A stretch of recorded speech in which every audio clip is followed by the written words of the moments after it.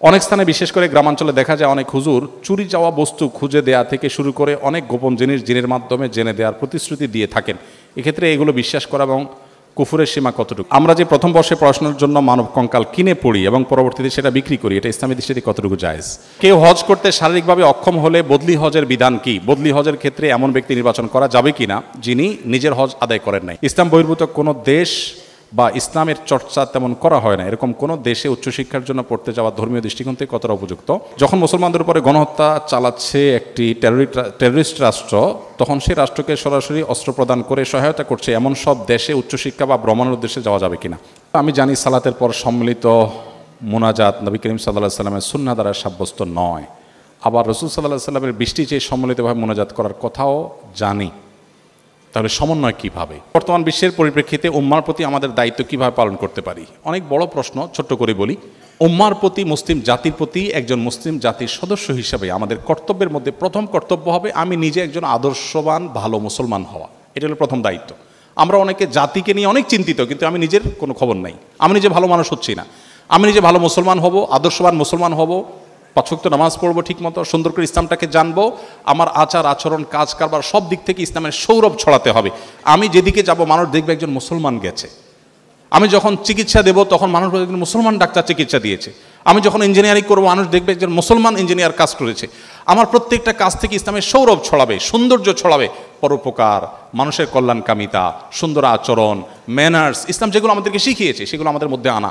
এটা হলো মুসলিম মিল্লাতের উপকার করার জন্য প্রথম শর্ত, যে নিজে সংশোধিত হওয়া, ভালো মুসলমান হওয়া। নাম্বার 2, এর পাশাপাশি আমার যে স্কিল বা দক্ষতা আছে এটাকে বৃদ্ধি করে মুসলিমদের মুখ উজ্জ্বল করা।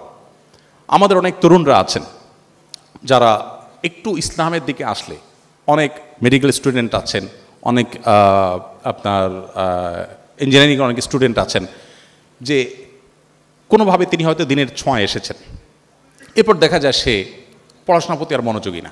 আমার কাছে অনেক স্টুডেন্ট যায় যা বলে হুজুর পড়ালেখা করতে আর ভালো লাগে না আমার। উনি এখন নামাজ কালাম পড়তে ভাল লাগে, ওনার এখন কোরআন শরীফ পড়তে ভাল লাগে, ওনার পড়ালেখা করতে ইচ্ছা করে না। তাই বললাম যে কার পালায় পড়ছেন আপনি, কাহিনী কি, কেন পড়ালেখা করতে ভালো লাগবে না?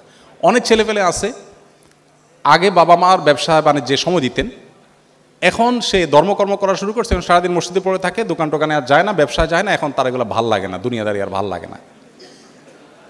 এটা হলো শয়তানের নেক্সুরতে ধোকা।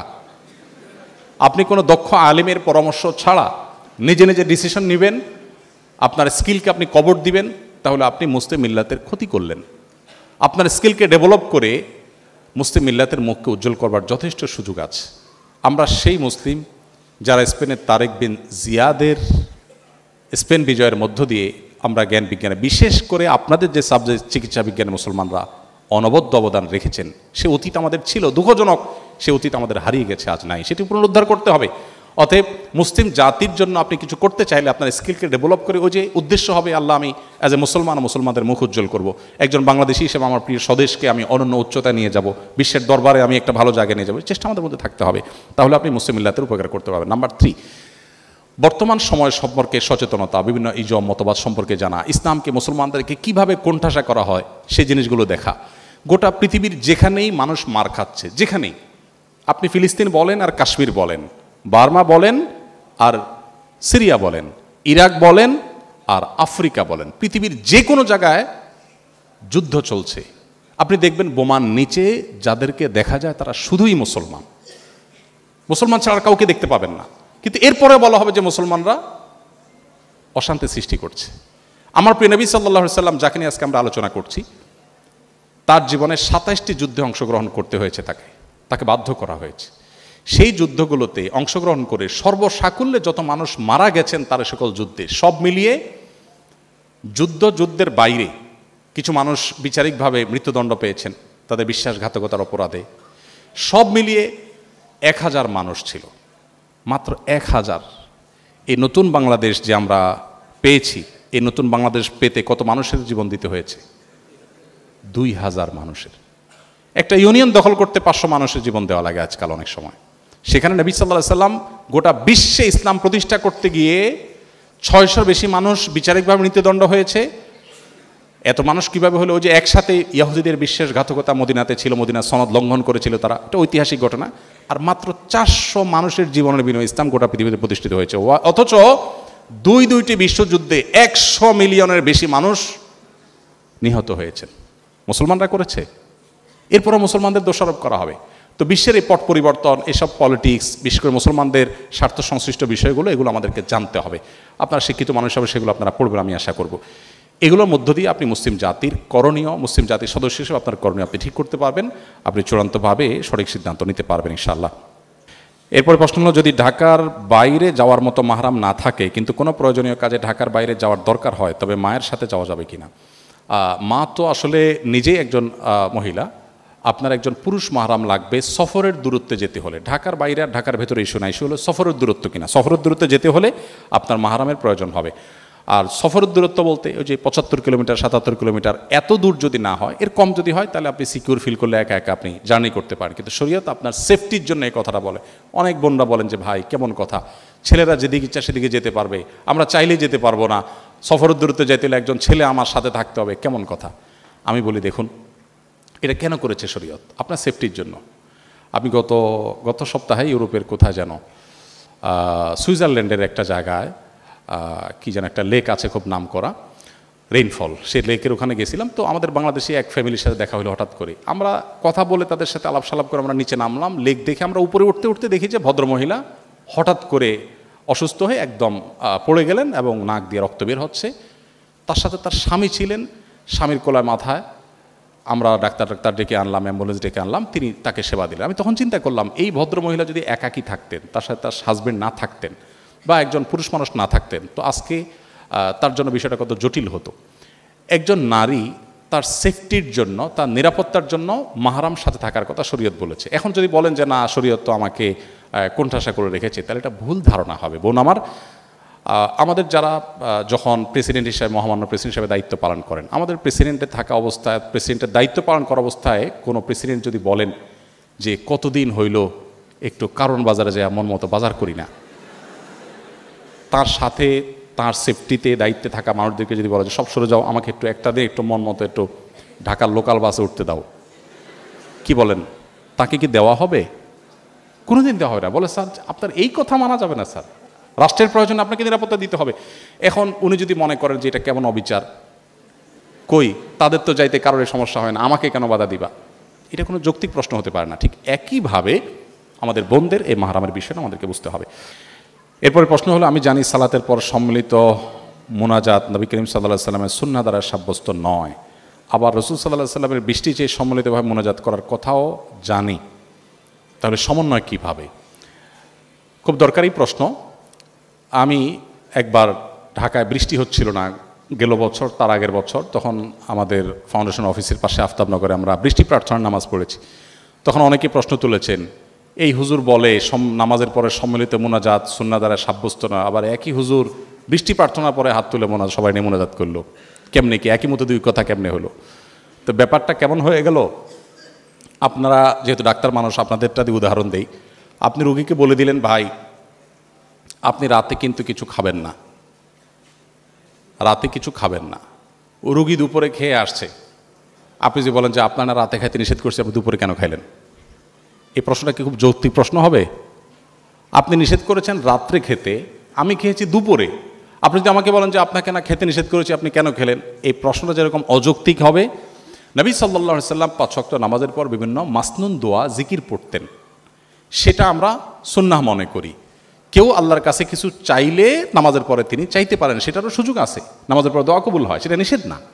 কিন্তু এটাকে যদি পার্ট অফ সালাহ বানিয়ে নেওয়া হয়, যে সবাই মিলে আমরা একসাথে মোনাজাত করব, মোনাজাত না করলে হুজুরের চাকরি থাকবে না, এই ট্র্যাডিশনাল দোয়া যদি আমরা বানিয়ে নেই, এটাকে নামাজের অংশ যদি বানিয়ে নেই, তাহলে সেটা বিদআত হবে, সেটা সুন্নাহ দ্বারা সাব্যস্ত হবে না। এটা নামাজের কথা। কিন্তু বৃষ্টি প্রার্থনার ক্ষেত্রে নবী সাল্লাল্লাহু আলাইহি সাল্লাম সবাইকে নিয়ে সম্মিলিত দোয়া করেছেন, বিধায় এ জায়গায় করেন নাই, ওই জায়গায় কেন করেছেন? এই প্রশ্নটা একেবারেই অমূলক একটি প্রশ্ন, এবং দুইটাকে একসাথ করে ফেলাটা একেবারে অযৌক্তিক।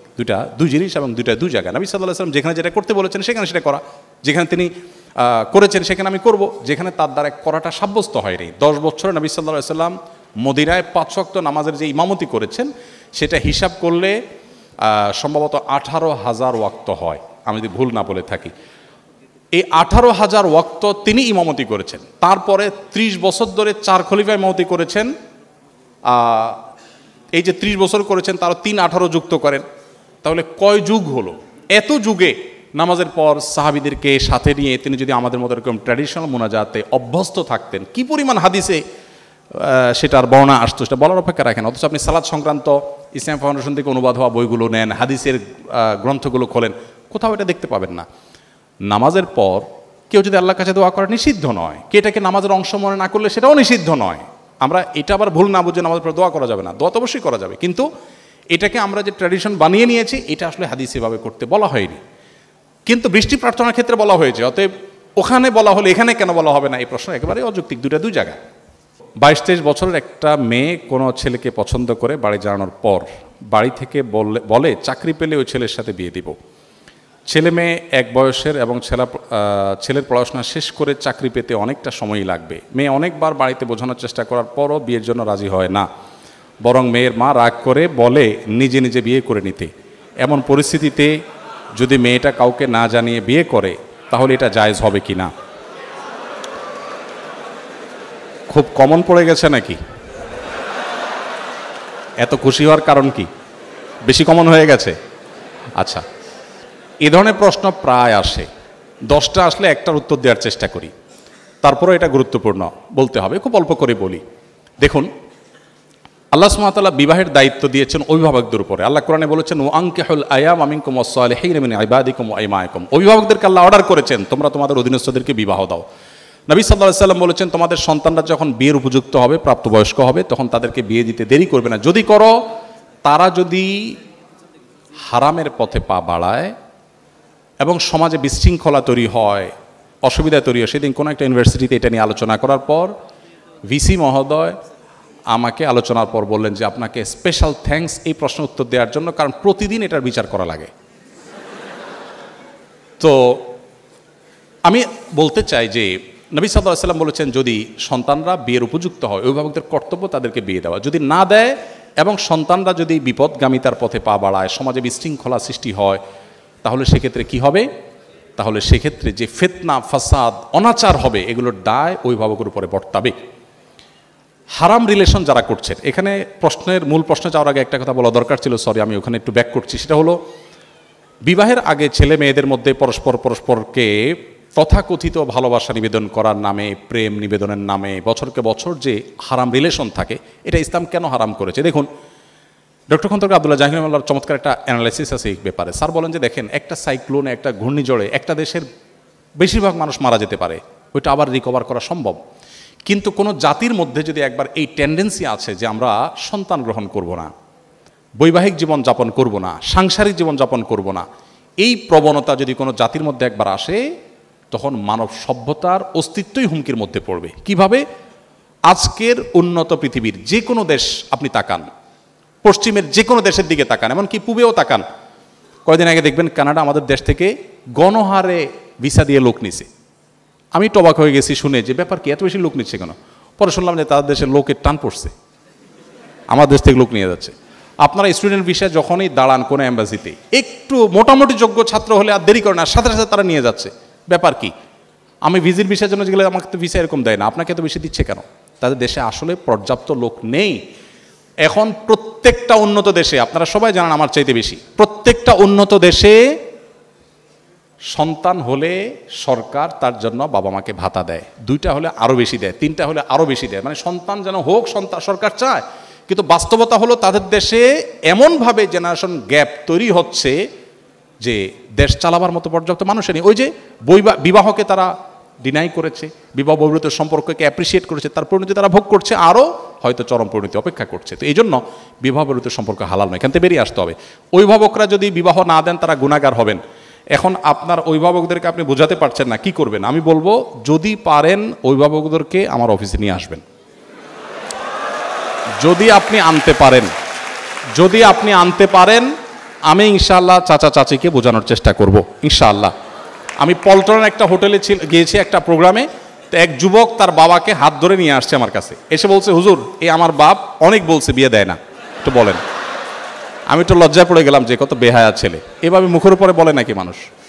তো বাবা মাদেরকে যদি আপনারা বুঝাইতে না পারেন, তো সেক্ষেত্রে অনেক বুদ্ধি আছে।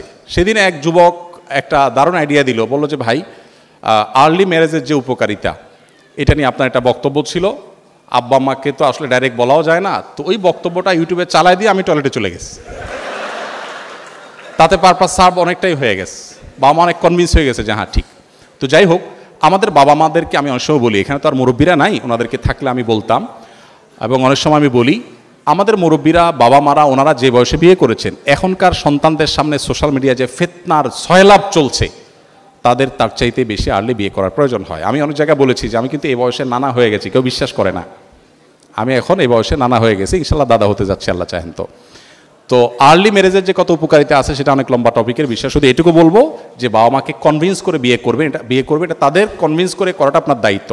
হানাফি মাযহাব অনুযায়ী প্রাপ্তবয়স্ক মেয়ে নিজে নিজে সিদ্ধান্ত নিয়ে বিয়ে করলে বিয়েটা বাই ল কোরআন হাদিসের আলোকে শুদ্ধ হয়ে যাবে, যদিও অন্যান্য ইমামদের মতে অভিভাবকের সম্মতি ছাড়া মেয়ের বিয়ে বিশুদ্ধ হবে না। তো এই জায়গাটাতে আমি বলবো বোনদেরকে, ভাইদেরকে, যে বাবা মাকে কনভিন্স করার চেষ্টা করুন, নানাভাবে কনভিন্স করার চেষ্টা করুন, এটা সিরিয়াস ইস্যু, এবং তাদেরকে জানিয়ে বিয়ে করা ভালো। অনেকে বলে হুজুর পালিয়ে বিয়ে করা যাবে কিনা, আমি বিয়ে তো চুরি না, পালাতে হবে কেন? কনভিন্স করে অভিভাবকদেরকে বুঝিয়ে তারপরে করেন। এই চ্যালেঞ্জগুলো ওভারকাম করতে হবে। আপনি যুবক মানুষ, বিশ্বজয় করবেন কিভাবে? শুধু বিয়ে যদি করতে না পারেন বাপ মাকে বুঝিয়ে। বিয়ে করার ব্যাপারে বাপ মাকে যদি ভালো করে বোঝাতে না পারেন, আপনি দুনিয়া জয় করবেন কোত্থেকে? এই ছোট কাজটা যদি না পারেন, চ্যালেঞ্জ নিতে হবে, কিন্তু তাদেরকে বোঝানোর চেষ্টা করতে হবে। আর কত বুদ্ধি দেবো, একটা ছোট টিপস দিয়ে শেষ করি। এলাকার ইমাম সাহেব হুজুরের সাথে বাইল করবেন, হুজুরে ভালো করে চা নাস্তা খাওয়ায় বলবেন হুজুর আমার আব্বাকে একটু এই বিষয়টা ভালো করে বুঝান, দেখবেন হুজুর ইনশাআল্লাহ কনভিন্স করে ফেলেছে। তো যে কোনোভাবে বাবা মাকে, যদি না করেন নিজেরা করতে চান গুনাহ থেকে বাঁচার জন্য আর কোনো উপায় নাই, সেক্ষেত্রে বললাম যে হানাফি থট অনুযায়ী বিয়ে বিশুদ্ধ হয়ে যাবে, যদি অন্যান্য ইমামদের মতে হবে না। এরপর প্রশ্ন হলো, মেডিকেল ক্যাম্পাসে অনেক স্টাডি পার্টনার দেখা যায় ছেলে মেয়ে। আমার প্রশ্ন হলো, পড়াশোনার জন্য এভাবে অপোজিট জেন্ডারের ফ্রেন্ড বানানো কি জায়েজ হবে? দেখুন, আপনারা তো খুশি হওয়ার কারণ কি আমি বুঝলাম না। আচ্ছা যাক, দেখুন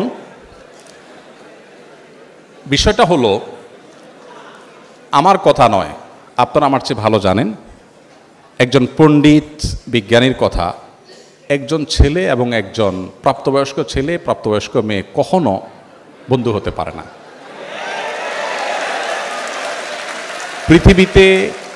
পৃথিবীতে মানুষের তৈরি 10টা শ্রেষ্ঠ মিথ্যার মধ্যে একটা মিথ্যা হলো এটা। আপনি যদি বলেন যে না আমার কোনো অসুবিধা হয় না,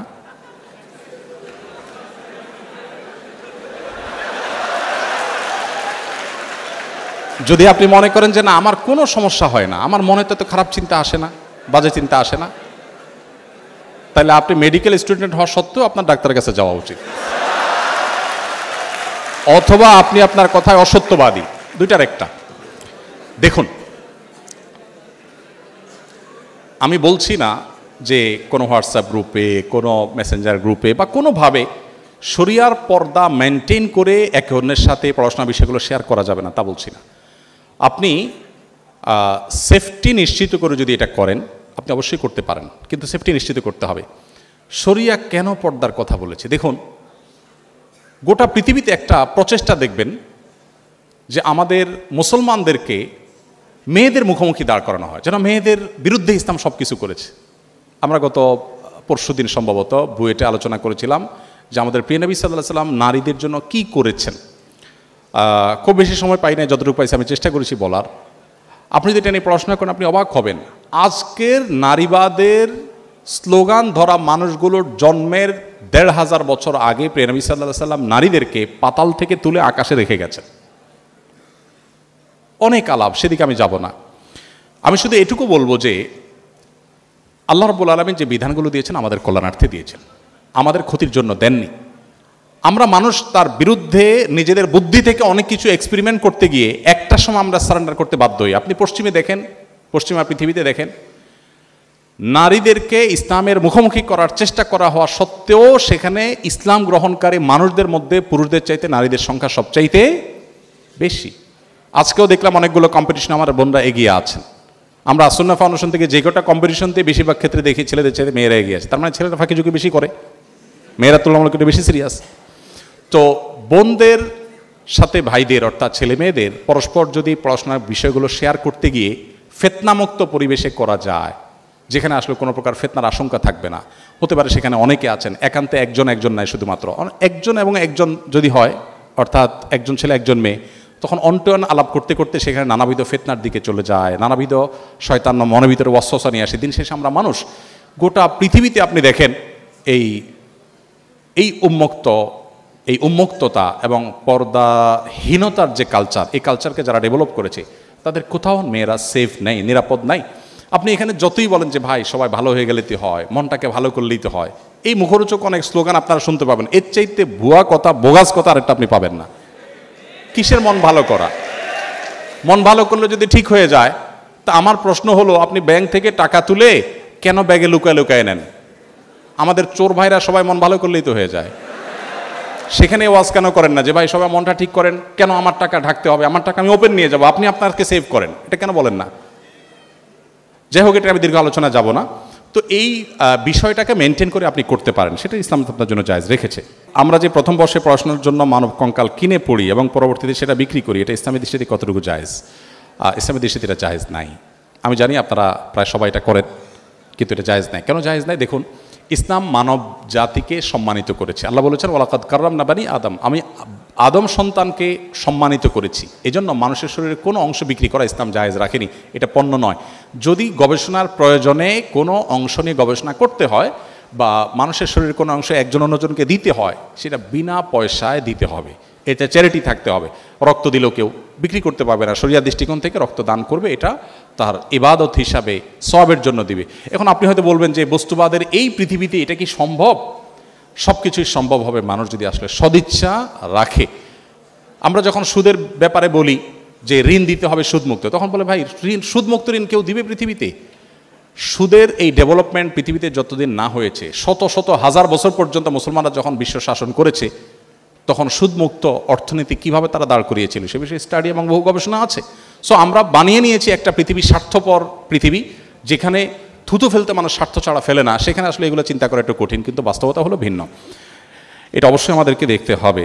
বাবা মার 3 সন্তান, 1 বোন 2 ভাই, 3 জনই স্বাবলম্বী। ইসলামী শরিয়া অনুপাত অনুযায়ী বাবা মায়ের সম্পত্তি বন্টন না হয়ে যদি সমান 3 ভাগে ভাগ হয় এবং তাতে বাবা মা এবং ভাই বোন সবাই সম্মত থাকে, তাতে গুনাহ হবে কিনা? প্রথম কথা হলো, সম্পদের ভাগ তো হবে বাবা মার মৃত্যুর পর। এটাই হলো কোরআন হাদিসের নির্দেশনা। জীবিত অবস্থায় যদি ভাগ হয়, সেটা সম্পত্তির বন্টনের শরিয়ার যে নির্দেশনা, সেটা আওতা পড়বে, এটা গিফট হবে, বাবা মা জীবদ্দশাতে একটা উপহার হবে, সন্তানদেরকে দিলেন। কিন্তু মৃত্যুর পরে হবে মূলত বন্টনটা ওয়ারিস হিসাবে। সেই বন্টনে যদি সব ভাই বোন একমত হন যে ঠিক আছে, কোরআন হাদিস অনুযায়ী কেউ কম কেউ বেশি পায়, বাট আমরা সমান সমান নেব এবং কোনো দায় দাবি রাখবো না, এটা যদি সন্তুষ্ট চিত্তে তারা করেন, সেটি জায়েজ আছে। কিন্তু আল্লাহ তাআলা যে বন্টন করেছেন সেটার প্রতি পরিপূর্ণ ঈমান থাকতে হবে, সেটা অযৌক্তিক নয়, সেটা অন্যায় নয়, সেটাই সবচাইতে ইনসাফ। এটি বিশ্বাস করে নিজেরা যদি এটা ডিসিশন নেন, ঠিক আছে বোন একটু কম পায় কিন্তু বোনটা আমার গরিব, আমি ছেড়ে দিলাম, সমানে দিয়ে দিলাম, এটা যদি ভাইরা ডিসিশন নেন, সবাই যদি সম্মত থাকেন, কোনো অসুবিধা নেই। মুশকিল হলো এই সমস্ত পারিবারিক ডিসিশনের ক্ষেত্রে 1-2 জন ডিসিশন মেকার হয় আর বাকিরা বাধ্য হয়ে রাজি হয়, লজ্জা কিছু বলতে পারে না। এই জিনিসটা খেয়াল করতে হবে যে কেউ তো বাধ্য হয়ে রাজি হচ্ছে না, এটা শির করতে হবে। এরপর প্রশ্ন হলো, কেউ হজ করতে শারীরিকভাবে অক্ষম হলে বদলি হজের বিধান কি? বদলি হজের ক্ষেত্রে এমন ব্যক্তি নির্বাচন করা যাবে কি না যিনি নিজের হজ আদায় করেন নাই? না, যিনি নিজের হজ আদায় করেন না তিনি কার বদলি হজ করতে পারবেন না। নবী সাল্লাল্লাহু আলাইহি ওয়াসাল্লামের একটি হাদিস আবু দাউদে বর্ণিত হয়েছে, এক ব্যক্তি হজ করছিলেন তার ভাই সুব্রমার পক্ষ থেকে। নবী সাল্লাল্লাহু আলাইহি ওয়াসাল্লাম তাকে বললেন, তুমি কি নিজের হজ করেছো? তিনি বলেছেন না। তখন বলেছেন, আগে তোমার হজ করো, তারপর তুমি আরেকজনের পক্ষ থেকে করবে। সো কেউ বদলি হজ করতে হলে নিজের হজটা আগে করা থাকতে হবে। আমি নিয়মিত নামাজ রোজা করার চেষ্টা করি, অন্তত করে 1 ওয়াক্ত কোরআন শরীফও পড়ি, কিন্তু মাঝে মধ্যে এমন হয় যে আমার আবার নামাজ পড়তে ইচ্ছা করে না। এমন না যে সেই সময় আমি আল্লাহর নাম নেই না, জিকির করি না, সবই করছি, আল্লাহর কাছে ক্ষমা চাইছি, সবই করছি, আমার শুধু নিজ আগ্রহ থেকে নামাজটা পড়তে ইচ্ছা করে না। এমনটা আগে হয়নি, ইদানিং এরকম হচ্ছে। অনেক দীর্ঘ আলোচনা করা দরকার, শুধু সংক্ষেপে এটুকু বলবো, নামাজের অন্তর্নিহিত তাৎপর্য নিয়ে অনেক বই আছে। আপনি এরকম একটা বই পড়েন, নামাজটা এটা আসলে গতানুগতিক কোনো বিষয় না। এখন আপনারা নিজেরা ডাক্তাররা, অনেক গবেষকরা গবেষণা করে আপনারাই আমাদেরকে বলছেন যে নামাজের ভিতরে আমাদের রুকু করি, সিজদা করি, আমাদের যে ব্যায়াম হয়, শরীরে যে উপকারিতা হয়, এই যে নবী সাল্লাল্লাহু আলাইহি ওয়াসাল্লাম রাতের খাবার আগে খাইতেন, তারপর এশার নামাজ পড়তে যেতেন, এশার নামাজ পড়তে গিয়ে আপনার সিঁড়ি ভাঙা, দূরে যাওয়া, মসজিদে যাওয়া, উঠবস করা, ডাইজেস্ট হয়ে যায়, এরপরে তিনি বিছানায় ঘুমোতে যেতেন, পুরা সুন্নাহ লাইফস্টাইল হলো সুস্থ থাকার জন্য অন্যতম গুরুত্বপূর্ণ একটা বিষয়। তো আপনি নামাজের যে অন্তর্নিহিত তাৎপর্য আছে, বিশেষ করে নামাজ যে আল্লাহর সাথে কানেক্টেড করে মানুষকে, কিভাবে আমাদের উপকার আসে, এটা যদি আপনি ভালো করে পড়েন, স্টাডি করেন, আমার মনে হয় যে আপনার নামাজের প্রতি আগ্রহ বৃদ্ধি হবে। সেই সাথে এবাদতের আগ্রহ কমে যাওয়ার জন্য গুনাহের একটা বিরাট প্রভাব থাকে। কোনো একটা পাপাচারে লিপ্ত হলে মানুষ এবাদতের স্বাদ কমে যায়, সেগুলো ছাড়তে হবে ইনশাআল্লাহ। আশা করে যে আল্লাহ তাআলা আপনাকে ফেরত আসার তৌফিক দান করবেন। গোল্ডের দাম প্রায় পরিবর্তন হয়, গহনার জাকাতের হিসাবটা কি যখন জাকাত দিচ্ছি সে সময়ের দাম অনুযায়ী হবে, নাকি আমি যে দামে কিনেছি সেভাবে হবে? আবার অনেকে সারা বছর ধরে জাকাতের টাকা দিতে থাকেন, এই সময় এই গোল্ডের দাম অনেকবারই পরিবর্তন হয়, সেক্ষেত্রে হিসাবটা কিভাবে হবে? যখন টাকা দেওয়া শুরু করব তখনকার দরদাম অনুযায়ী, নাকি বছরে যে সময় শেষ হবে তখন তার দরদাম অনুযায়ী? খুবই সংক্ষিপ্ত উত্তর, আপনি যখন জাকাত ক্যালকুলেশন করবেন, আপনার জাকাত বর্ষ যখন পূর্ণ হবে তখন আপনার কী কী অ্যাসেট আছে সব হিসাব করবেন, ওই সময় ওই গোল্ডের বিক্রয় মূল্য যেটা আছে সেটা হিসাব করে আপনি জাকাত কাউন্ট করবেন। এরপর আপনি আস্তে আস্তে দেন না দেন, কিন্তু হিসাব হবে তখনকারটা। আর যখন কিনেছেন তখনকার হিসাব অবশ্যই হবে না, পরেরটা হিসাব হবে। আমি একসময় অনলাইনে গাছের একটা ছোট বিজনেস করতাম, এখন আর করি না, কিন্তু মাঝে মাঝে মনে হয় আমি অনিচ্ছাকৃত বা ভুলবশত অনেকেরই প্রাপ্য জিনিস দিতে পারিনি, ভুলবশত হয়তো আমি তাদের হক নষ্ট করেছি, এটা নিয়ে আমি খুব অনুতপ্ত। আমার করণীয় কি? এখন একটা কাজ করবেন, আমি নিজে করি, সেটা হলো কিছু দান করবেন এই নিয়তে যে আল্লাহ আমার অজান্তে কারোর অধিকার, আর্থিক অধিকার নষ্ট করে থাকতে পারি, আমি এই দানটা করছি আমি সওয়াব পাওয়ার জন্য না, ওই ব্যক্তির পক্ষ থেকে যিনি আমার থেকে পাবেন আমি জানি না, আননোন সে ব্যক্তি। তাহলে ইনশাআল্লাহ আপনার স্যাটিসফাইড হওয়ার আগ পর্যন্ত যে হ্যাঁ এর বেশি নাই, এত পরিমাণ টাকা আপনি দান করে দিলেন, ইনশাআল্লাহ আল্লাহ তাআলা আপনাকে দায়মুক্ত করে দিবেন, যেহেতু আপনি প্রাপক জানেন না। ইসলাম বহির্ভূত কোনো দেশ বা ইসলামের চর্চা তেমন করা হয় না, এরকম কোনো দেশে উচ্চশিক্ষার জন্য পড়তে যাওয়া ধর্মীয় দৃষ্টিকোণ থেকে কতটা উপযুক্ত? যেতে পারেন ধর্মীয় দৃষ্টিকোণ থেকে, তবে প্রতিকূল পরিবেশে টিকে থাকার মতো যথেষ্ট শক্ত সেফটি বেল্ট নিয়ে আপনাকে যেতে হবে। অর্থাৎ সেই প্রতিকূল পরিবেশে আপনার ঈমান যেন হারিয়ে না যায়, সেই পরিমাণ ইলম, জ্ঞান এবং ঈমান, তাকওয়া, শক্তি নিয়ে আপনি যেতে পারেন। যদি আপনি সেখানে হারিয়ে না যান, সেখানে গিয়ে মুসলিম কমিউনিটির সাথে থাকলেন, কানেক্টেড থাকলেন, এর মাধ্যমে আপনি হয়তো আপনার ঈমানকে ইনশাআল্লাহ হেফাজত করতে পারেন। যদিও দুর্ভাগ্যজনক বাস্তবতা হলো গেলে কেউ আর আসতে চায় না, গেলে কেউ আর আসতে চায় না। আমি যখন সৌদি আরবে ছিলাম আমার এরকম অনেক সুবর্ণ সুযোগ ছিল, সরকারি সুযোগ সুবিধা, অনেক লাক্সারিয়াস লাইফ লিড করার সুযোগ ছিল। আমি ডক্টর আব্দুল্লাহ জাহাঙ্গীর রহমানকে জিজ্ঞেস করলাম, স্যার কী করা উচিত? স্যার বললেন, দেশে চলে যাও, এখানে বসে হালুয়া রুটি খাওয়ার ভিতরে জীবনের সার্থকতা নেই, দেশে মানুষের জন্য কিছু করো। আলহামদুলিল্লাহ স্যারের কথা শুনে আমরা চলে আসছি, একরকম আগুনে ঝাঁপ দেওয়ার মতো, কোথায় কী করব কিছুই যাই না। আলহামদুলিল্লাহ স্যার নিজে বলেছেন যে আমি নিজেও যখন আল ইমাম বিশ্ববিদ্যালয়ে পড়াশোনা করেছি, এখনকার সৌদি বাদশাহ তখন রিয়াদের তিনি কিং ছিলেন বা প্রিন্স ছিলেন, গভর্নর ছিলেন, তখন তার হাতে সবচেয়ে বড় অ্যাওয়ার্ড আমি পেয়েছি, ইউনিভার্সিটির ইতিহাসে সবচেয়ে ভালো রেজাল্ট আমি করেছি, আমাকে ভার্সিটিতে শিক্ষকতার অফার করা হয়েছে, কিন্তু আমি বললাম না, আমি আমার দেশের মাটিতে ফিরে যেতে চাই, দেশে মানুষের জন্য কিছু করতে চাই। তো স্যার দ্বারা অনুপ্রাণিত হয়ে আমিও ফিরে এসেছি। আমি আপনাদেরকে বলবো, যেখানে থাকুন না কেন আপনি যেন ওই যে বললাম ব্রত হবে সেবা, নিজে একটু ভালো থাকার জন্য কোথাও থাকা, এটা তো আসলে কোনো বুদ্ধিমান মানুষের বা মুসলমানের কাজ হতে পারে না। যখন মুসলমানদের উপরে গণহত্যা চালাচ্ছে একটি টেররিস্ট রাষ্ট্র, তখন সেই রাষ্ট্রকে সরাসরি অস্ত্র প্রদান করে সহায়তা করছে এমন সব দেশে উচ্চশিক্ষা বা ভ্রমণের উদ্দেশ্যে যাওয়া যাবে কিনা? উচ্চশিক্ষার উদ্দেশ্যে যেতে সমস্যা নেই। কেন নেই? আপনি যদি কাউকে শত্রু মনে করেন, আপনার শত্রু থেকে যদি কোনো সুবিধা আদায় করতে পারেন, সেটা ভালো না খারাপ? আপনি যদি কোথাও যে পড়াশোনা করে আপনার জ্ঞানকে আরও বেশি শানিত করেন, যেখানে গেছেন তার সাথে যদি আপনার মতের পার্থক্য থাকে, সে আপনার বিরুদ্ধে শত্রুতায় লিপ্ত, সে আপনাকে দাস বানিয়ে রাখতে চায়, সাম্রাজ্যবাদী, কিন্তু আপনি তার কাছ থেকে জ্ঞান অর্জন করে আলোকিতই আপনার দেশে মানুষের উপকার দিক করবেন, তো ভালো খারাপ কি? আমাদেরকে অনেকে বলে আপনারা হুজুররা অমুকের বিরুদ্ধে বলেন, তমুকের বিরুদ্ধে, তাদের প্ল্যাটফর্ম ইউজ করে আবার আপনারা ওয়াজ নসিহত করেন। বলে না একটা কমন প্রশ্ন না? একটা হাস্যকর প্রশ্ন। কেন হাস্যকর প্রশ্ন?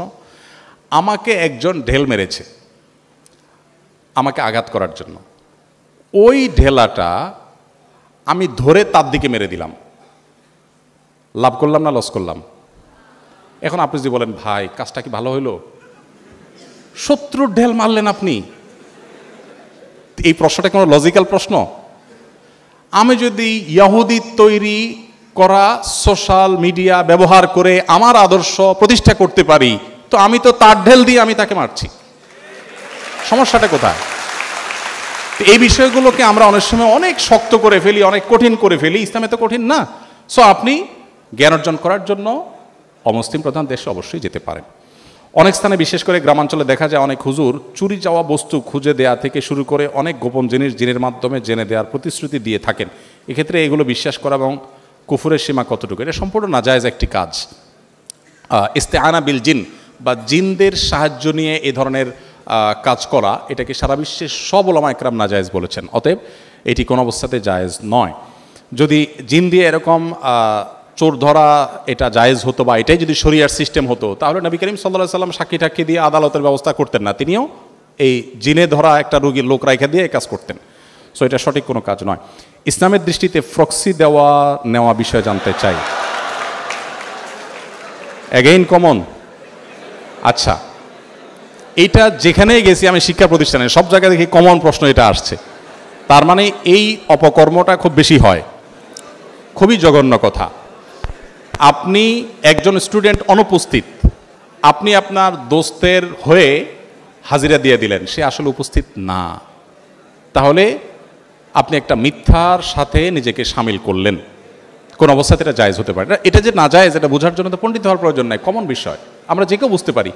এই জন্য আমরা আশা করব যে এই জায়গা থেকে আমরা বেরিয়ে আসবো। আমরা জানি যে অনেক জিনিস থেকে বেরিয়ে আসার আমাদের জন্য চ্যালেঞ্জিং, কিন্তু বেরিয়ে আসতে হবে এবং চেষ্টাটা করতে হবে। প্রক্সি দেওয়াটাকে আমরা কোনো দোষে কিছু মনে করি না, বরং মনে করি যে আমার দোস্ত যেহেতু চাইছে সওয়াবের বিষয়ই হবে, একটা মানুষের উপকার করলাম। না, সব উপকার সওয়াবের বিষয় না। একজন মানুষ অনুপস্থিত আছে, আমি তার উপস্থিতির ব্যাপারে সাক্ষ্য দিলাম, মানে আমি মিথ্যা সাক্ষ্য দিলাম, খুব ডেঞ্জারাস একটা বিষয়, কবিরা গুনাহ, হাসির বিষয় না, সিরিয়াস। এই জন্য যাদের অভ্যাস আছে, ভাই আমি একটু অ্যাবসেন্ট থাকলাম, অ্যাবসেন্ট থাকার কারণে আমার একটু ক্ষতি হলো, সেই ক্ষতি একজন মুসলমানের কাছে অনেক উত্তম ওই ক্ষতির চাইতে যে ক্ষতি করে তার জাহান্নাম ত্বরান্বিত করে, জান্নাত থেকে সে দূরে সরে। একজন মুসলমান আদর্শিকভাবে এরকম দেউলিয়া হতে পারে না। আমাদের এই দেশটাকে দুর্নীতিমুক্ত করবার জন্য সৎ মানুষ দিয়ে দেশটা পরিচালিত হবে, শাসিত হবে, সেটা আমরা স্বপ্ন দেখি, নতুন বাংলাদেশের স্বপ্ন দেখি। কিভাবে হবে?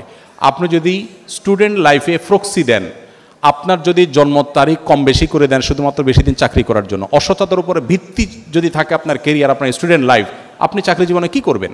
এই জন্য সততার প্রশ্নে একজন মুসলমান কখনো কম্প্রোমাইজ করবে না, যে না সততার প্রশ্নে আমি কম্প্রোমাইজ করবো না, তাতে দোস্ত না খাস না খাস হোক, আমি আমার জায়গায় থাকবো। আল্লাহ আমাদেরকে সেরকম মেরুদণ্ডওয়ালা মুসলমান হওয়ার তৌফিক দান করুন।